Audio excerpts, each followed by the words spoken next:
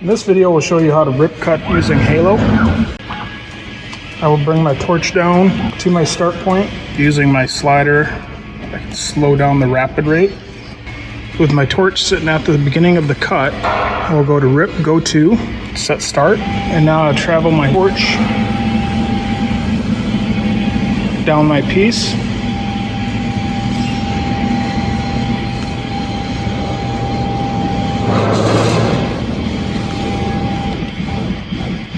At the complete of my cut. Machine set to where I want to start.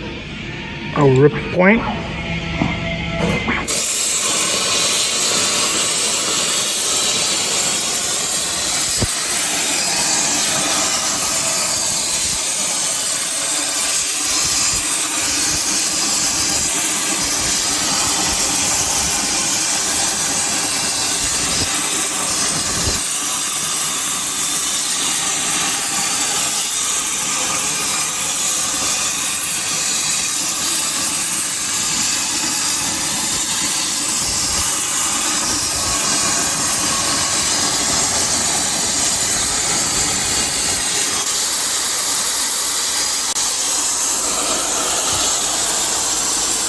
And once finished, you'll have a straight line to wherever you'd like to go.